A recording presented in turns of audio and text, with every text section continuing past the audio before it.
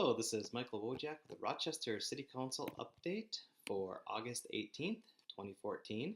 Some of you pointed out that I missed one or two of these recently, and hey, you get what you pay for. Maybe you should tip better next time, huh? Think about it a little bit. Um, so, about a 3 hour meeting tonight, which is not terribly long by our standards anymore, and we also did some personnel discussions in the earlier afternoon with our committee meeting. So I'm going to talk a little bit about the impact that sprawl is having on public safety, body cameras for the police, the Nicholas project in Kutsky Park, the the Cascadia area, the Cascades up in northwest Rochester, and finally quite a bit on preservation because that was one of the themes of the meeting today. I guess first and foremost, we have a lot of requests for police and fire personnel that basically are a result of being spread too thin. And it's not necessarily entirely due to call volume. What it's due to is we're spread out so much because the city has sprawled so much. Thinking about it, I asked the chief of police, well, how come when we're having these decisions to place 2, 3 homes per acre of land on these huge tracts of land, why are we never hearing from the police department and the fire department about the impact this is having on their budgets and their personnel demands?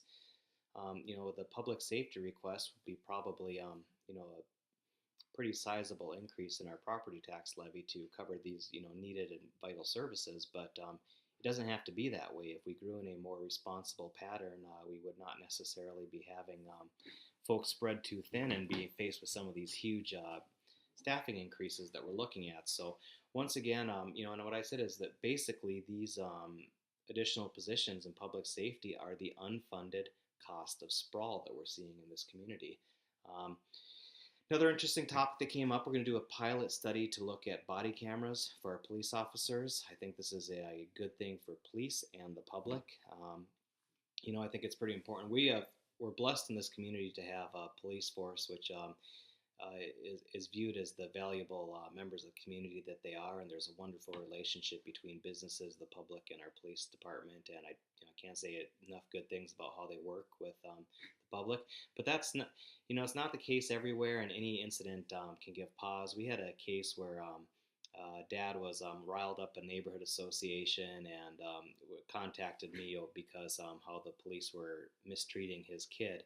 Well, his kid had caused a traffic accident, and the dad told the story of how the speeds were. The officer was going too fast. He couldn't see the lights or sirens. The kid had no time to react. In reality, the kid wasn't paying any attention. He pulled out way in front of the officer. When the officer tried to go around him, the kid decided, instead of pulling over on the right side when he finally realized there was a police officer responding to an emergency call there, he decided to pull over to the left side of the road.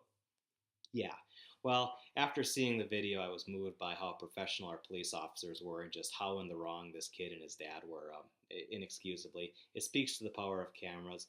I mean, thank God we've never had a situation where we had a police officer, unload 6 bullets into an unarmed kid. But if that ever came up, I think it's important that, it be well documented, and so that there was good public record of what happened, so we don't have this conflict and speculation of, well, what really happened. I gave the story of a city in California that once they implemented these body cameras, they saw a 60% reduction in the first year in reduce of force by police officers and an 88% reduction in complaints about police officers. So clearly that community had some issues, which we're blessed not to have here in Rochester, and the body cameras really solved them on both sides really quickly. So I think this is a good thing. We're just doing a pilot right now, but look for that in the future. Nicholas. Mac Hamilton was before us talking about an easement that he needed. And I was, I asked some pretty direct questions because, quite frankly, when he was looking for the approval of the Nicholas, some of the neighborhood folks had mentioned that he did not follow the site plan that he was required to file for the Richard. So I asked him directly at that meeting, did you follow the site plan and do what you were supposed to do at that meeting? And Mac answered to the council and to me and to the community, yes, I did absolutely everything that was required of me. The only problem was that wasn't true. It wasn't even close to being true. He left out some low retaining walls. He left off a gate. He left off some plantings. He took some impervious areas, paved them over. He, in a place where he was supposed to have vegetation or grass, he replaced it with crushed rock.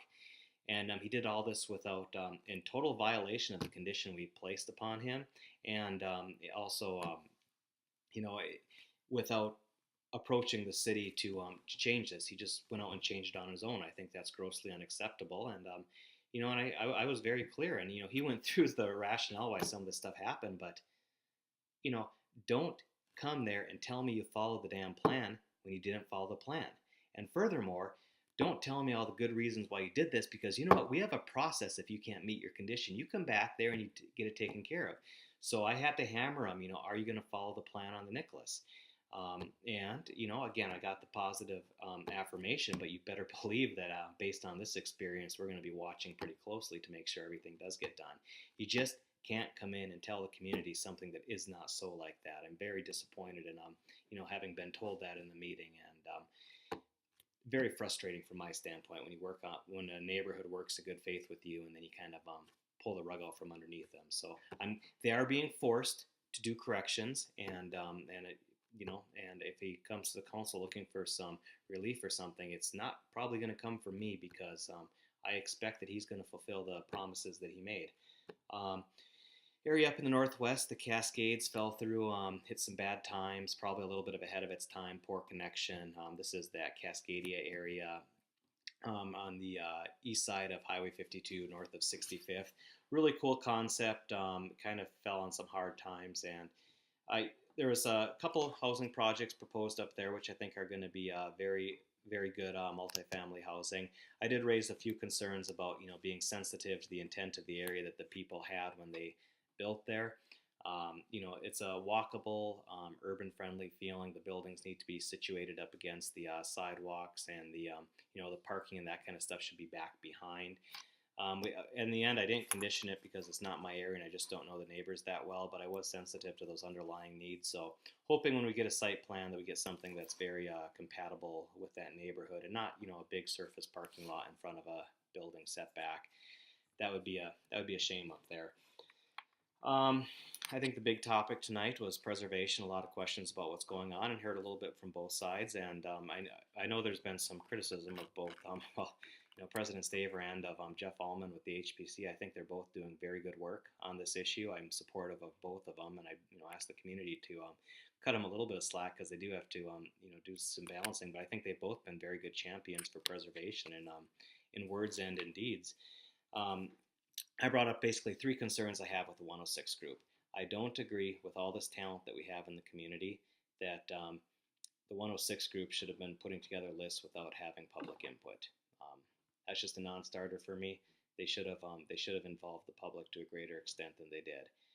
The second thing, we articulated that we want local considerations to be brought into play, but when every building on historic 3rd Street, and Jeff Allman's correct, I mean technically there's Old City Hall does front historic 3rd Street, but let's just keep it simple and say every single building on the beautiful south side of historic 3rd Street, part of what the DMC calls our historic district, not a single building there was actually designated as being a historic building.